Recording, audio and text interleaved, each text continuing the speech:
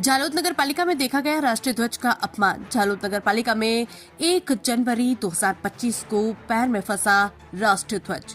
पहली मंजिल पर हॉल के पास नगर पालिका का स्टोर रूम है। इस स्टोर रूम के अंदर नगर पालिका की फाइलें पड़ी हुई है और नालियों में मच्छरों से बचाव के लिए नगर पालिका द्वारा छिड़काव के लिए रखा जाने वाला पाउडर बोरियों में पड़ा हुआ है। इस स्टोर रूम में जमीन पर पाउडर बिखरा हुआ नजर आया और इस सफेद पाउडर के ऊपर राष्ट्रीय ध्वज पड़ा हुआ नजर आया। 1-2 नहीं बल्कि लगभग 8 से 10 राष्ट्रीय झंडे ऐसी स्थिति में पड़े दिखे जहां उन पर पैर रखा जा सके। जमीन पर पड़े राष्ट्रीय ध्वज की हालत ऐसी थी कि शायद वो मजदूरों के पैरों तले कुचला गया होगा।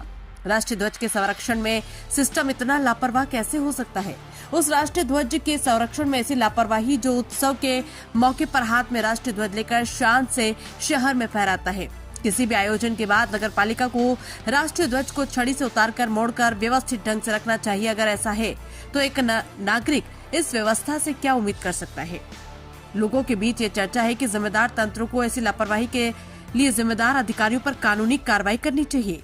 शहर में चर्चा है कि नगर पालिका में सरकारी नियम चल रहा है कि अधिकारी नगर पालिका में कितनी बार आता है और सिस्टम द्वारा नियुक्त अधिकारी द्वारा राष्ट्रीय ध्वज का अपमान करने पर कार्रवाई होगी या नहीं। इंडिया न्यूज दर्पण के लिए गुजरात दाहोद से योगेश भाई मकवाना की रिपोर्ट।